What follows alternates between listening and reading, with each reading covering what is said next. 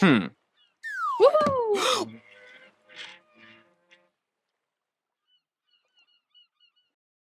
So we've made it through 5 out of our 7 deadly sins.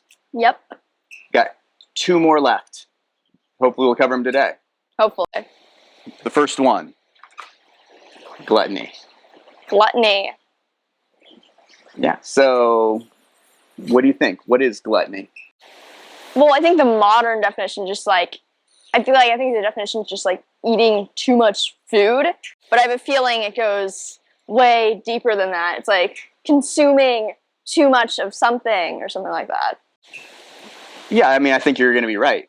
I think that the modern context is food related. Yeah, I think that there was some connotations of food probably. back then, but I think that the broader moral implications are overconsumption.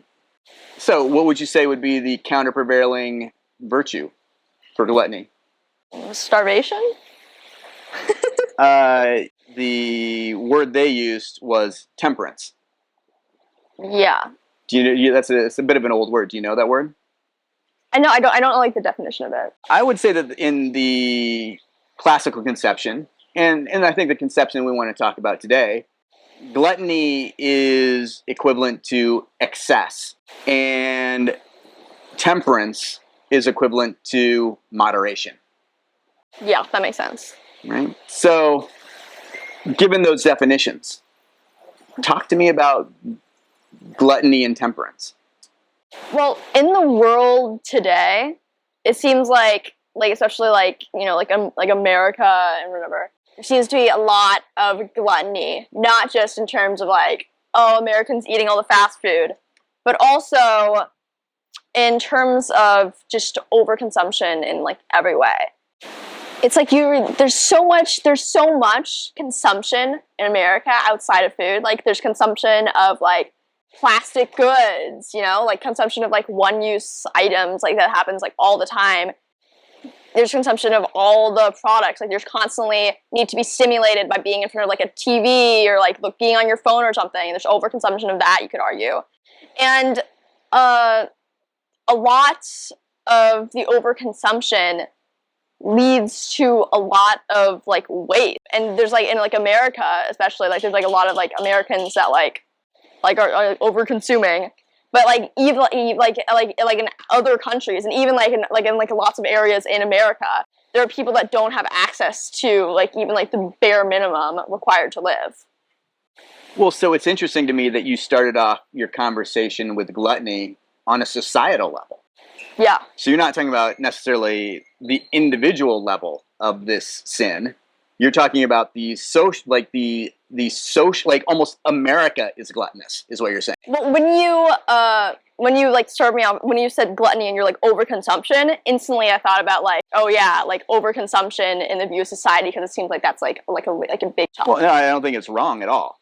I'm just it's interesting the way that you started with that, yeah. and I think that seeing America's and the Western world in general, gluttony, as you're describing it, has been pretty easy for me since I left America and we moved to Belize. Yeah. Because the number one difference between Belize and America is the lack of consumer options here. Yeah. There's literally nothing to buy compared to an American person. We don't have massive grocery stores. We don't have any stores, really. We have hardware stores. Yeah, and part of the reason for that is because, like, a lot, like, Belize is, like, harder to import things in a little bit than, like, America. But also, it's because, like, a lot of people in Belize just, like, don't need to buy as much. Like, you know, like, if you, like, sometimes, like if you want dinner, then you could, like, fish for it or something, you know? Yeah, well, so, for sure, Belize does live off the land. Yeah. And plus, Belize is still a little pre-money in terms of its economic development. So most people in Belize hardly have any money. So we can definitely see that. And I feel that. And when I go back to America now, it's shocking. Yeah. How much stuff there is. There's just so much stuff. Yeah, and it's nice, and it's definitely nice. Like I love being able to like eat fruit and like see like movies and like be able to like go out like fast food and like get milkshakes and stuff. But also, it's like there's just so much of it all the time. Well, you know, the thing that shocks me most are the cars and roads. Yeah, it is insane. Because we literally have like 4 roads here in Belize. 4 major highways, yeah. And none of them are even close to any single road in America that runs down any residential street. No, and like it's like I heard like the traffic laws in Belize were like, they're like so like few of them compared to the US. And like in the US there's like pages upon pages, there's like a huge book of like traffic laws you need to learn to get a license, and in like Belize there's just like 1 page. And in Belize it's not necessarily because like it's like, oh, like drivers are like less safe here. It's just because there's like less rules, because there's like less cars and less roads and like less reason to have them. Well, you know, one thing that I was just about ready to say, and I'm kind of going back on it in my own head, was I was going to say, well, let's look at the individual level of gluttony. Yeah. Because it's not, societies aren't sinful or gluttonous, it's the individuals who compose those societies. Yeah. But, you know, actually, I do feel like there's probably some, you know, legislation or laws or history of the society itself outside of any individual that both promotes gluttony and makes the society itself gluttonous. Yeah, you know, you have to acknowledge like people a lot of the times always turn the blame onto society as a whole, and they take individual blame and like form it all into this one societal blame. And it's like, oh, it's not my fault, it's society. And whenever I like say that to you, you're always like, oh, actually you have to acknowledge that the individuals make up the society, and that is important to acknowledge.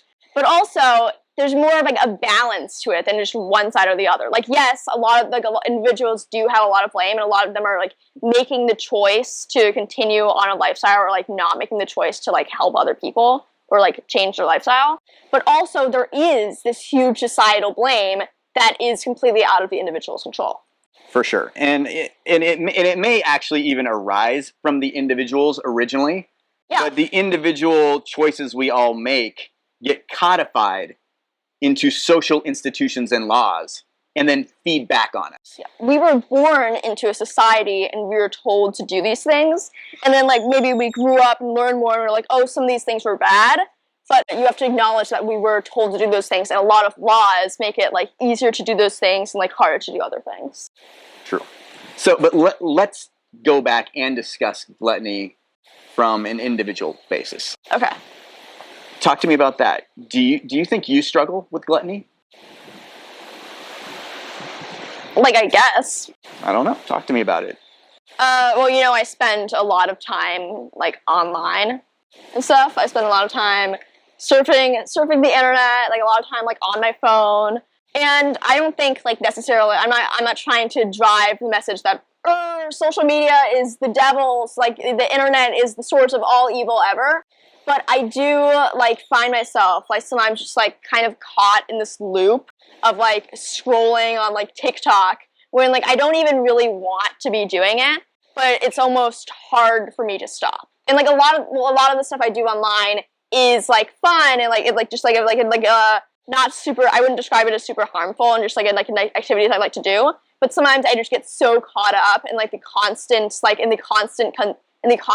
world that's awaiting for me, and it feels like I'm pressured to like consume it all.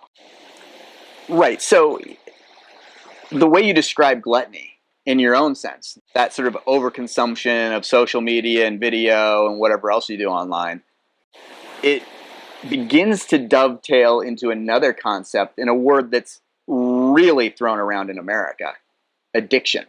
Yeah. And so talk to me about that. What do you see? Do you see a relationship between the classical virtue of gluttony and what we talk about in terms of addiction now? Yeah, for sure. Because addiction is all about like being addicted to this thing. So like it's hard to not do the thing, and it's hard to stop doing the thing once you're doing it. And it's involved, like there's like chemical addiction, of course, for like drugs and stuff. But there's also the other kind of addiction, and that can happen to literally anything. Like it's seen a lot in like social media, but theoretically you could be addicted to anything. And the reason that addiction is so harmful is not necessarily that the actions you're doing are just that harmful on your own, but because the overconsumption of anything is harmful. Well, talk to me about that. What do you mean the overconsumption of anything is harmful? Overconsumption as an idea is harmful, as an action is harmful, no matter what the thing you're consuming is. It doesn't matter what food you're consuming. It doesn't matter if you're eating 10 pounds of carrots every day. It doesn't matter what you're doing or what you're consuming. It doesn't matter if you're planting trees on the side of the road, although that probably would be better than scrolling on TikTok. The point is that life is super complicated and has this balance that you need to follow. You need to do so many things in life in order to live a healthy, fulfilling, and happy life. And so just spending all your time on one thing is going to be detrimental to yourself and probably others. Well, so what you're describing is the virtue of moderation. Moderation.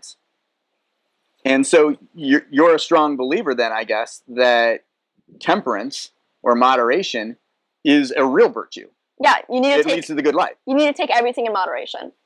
Well, so can you unpack that for me a little bit? How moderation leads to a good life and excess leads to a bad life? Yeah. You need to do everything in moderation because the very definition of a good life and the very definition of life involves so many different things. There's eating and sleeping and exercising and all that. There's also so many activities that you're doing. You need to have hobbies and go to work or school or have friends and enjoy yourself and all these things and all these million things that I can't mention right now because that's just how complicated life is. The life is very complicated. And so you have to have a balance between the things in your life. And the way to do that is by taking everything in moderation. You can't spend hours upon hours upon hours on just one thing because then you're going to neglect all the other things in your life. It's not necessarily that overconsumption is bad because you're doing this thing too much. It's that overconsumption is bad because you're not doing these other things enough. Well, I think that's a key point. And where it comes into addiction is you are over-consuming something that you don't even really want to consume anymore. Yeah. And it prevents you from doing the things that you really care about. I mean, to me, that's the definition of addiction. Anytime I've felt addicted to something, I'm frustrated with myself because I can't seem to stop doing this thing that I know is preventing me from doing things that deep down in some level of my being, in a more important level of my being, I care more about. Yeah. And addiction is generally for things that you do enjoy doing and things that would be completely fine in moderation because that's how you get addicted. You do it once and then you do it again and you do it over and over and over again until you almost create a dependency on this thing where you have to do it or else you're not happy or else you feel like you can't live with yourself and where it's hard to stop doing the thing. And so it's a lot of times addiction isn't even realized or acknowledged because you just think, oh, I like this thing and I'm doing it so much, and even if you feel kind of unhappy with yourself for doing the thing so much, you don't really realize it because you feel like you shouldn't be. And you might not even feel that bad and unhappy, but it's not only that it's keeping you away from things that you like more, because addiction is always a thing that you originally, at least, really, really liked. It's keeping you away from things that you need to do, like eat and sleep and all these things that are actually essential for keeping you alive on the most base level. And so, I feel like I'm someone who's always struggled with addiction. I feel like I have a fundamentally addictive personality, whatever that might mean. Once I find something I like, I will do it to excess and neglect other things in my life to the point of making myself sick, even. Yeah, I've kind of noticed that with you. Oh, we'll really have you. Good. I really have you. I've noticed that about you too. I think we share that. I think we share that challenge. Well, genetics. Genetics for sure. Maybe a little upbringing. I apologize for both in Nurture versus nature. In the role that I had for that. So, as someone who's struggled with addiction, I've certainly thought about it a lot. And I've struggled to overcome things and try to figure out tools and ways to overcome things that I'm addicted to. The first strategy that I think everyone tries, and certainly I did, was to just will it up. You know Yeah. what I mean? Just be like, I'm not going to do that thing. Yeah, to just stop doing the thing. Just stop doing that thing. You know, I've tried that before. It'll be like, oh my gosh, I'm doing this thing too much. You know what?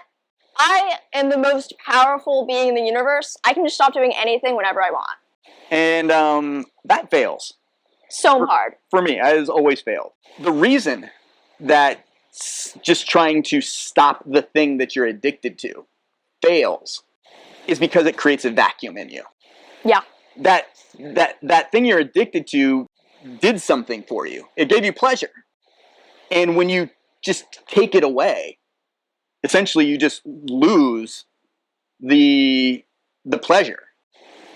And you don't have anything to fill that. You know, it's just a vacuum. And just like in nature or physics, vacuums are very hard to maintain. Yeah. Because by having nothing there, something has to fill that up. So weirdly enough, it was, I was reading a novel, and it had to have been around the turn of the millennia, right? Around 2000. It was a novel called Infinite Jest by a guy named David Foster Wallace. Sounds interesting. It's a good book. It's a difficult book, but it's a good book. And I don't even remember how it came about. It was one of his characters who was addicted, who articulated for me the first successful strategy for battling addiction. You can only remove an addiction by pushing it out, by filling yourself with something that you care about more. Does that make sense? Yeah. Wow. That's a successful strategy. And it ties into philosophy, because philosophy on some level is a meaning-building project for human beings. And you can only get rid of that addictive thing that's hollowing out the meaning in your life by finding something so meaningful that you care so much about it, you just can't do that thing that prevents you from doing it. So we've discussed there's this common core to the real virtues we've discussed so far. That is us stepping outside of ourselves a little bit and gaining a more universal perspective. That is something that's just not a self-centered perspective. Does gluttony and temperance have any relationship to that? I'm going to be honest. Maybe I'm like completely wrong here, but I don't think so. I think that gluttony and temperance involves almost not becoming more self-centered, but becoming more aware of yourself. Like not becoming more like aware of like the world and like your objective view of the world, like the other things, but becoming more aware of like the general view of like your inside, like what's going on like inside of your brain, and trying to fix like what's inside your brain, or like trying to control parts about your own life by getting into your own head instead of trying to get out of your own head. So I fully agree with that. Certainly in a modern context. I do question, though, whether that perspective is a privilege of modern society. So step back into the medieval times from which these virtue pairs evolve. Gluttony then was absolutely a self-centered sin because there wasn't enough food for everyone to eat. Yeah. Right? So if you're consuming your unfair share, you're literally depriving the rest of the world from its mere ability to survive. Yeah. So in that sense, I do see that, but I fully agree that, especially when we're talking about the relationship between gluttony and addiction, that it's a very personal battle. And it's about you being able to be the self that you want to be. Yeah. And you know, it's very personal because no one else can genuinely get you out of your addiction. Like they can help, they can for sure, they can encourage you, they can help you in like any way that they can, but you are the one that has to actually get yourself out of it. That's for sure. That's why addiction's so alone. Such a lonely position to be in. The other thing that's unique or different about gluttony, I find, is overcoming gluttony or stuff you're addicted to is hard. Yeah. And I don't find the other virtues, the real virtues, hard for me. Like, I don't find it hard, not to be proud or whatever. Do you know what I mean? Like, it's not really, it just doesn't feel hard. Like, I don't feel like I'm struggling with it, but overcoming gluttony or addiction or whatever it is, like, that's a battle. I think that every person is different, and we all have our own personal battles that we're fighting. And so for each person, like, since we're all different, and like you have like you're so more inclined towards addiction, I think that other people can have their own struggles with other sins just as hard as you're having your struggle with gluttony. True that. But we're agreed that leading the good life, gluttony and temperance are real. Yeah.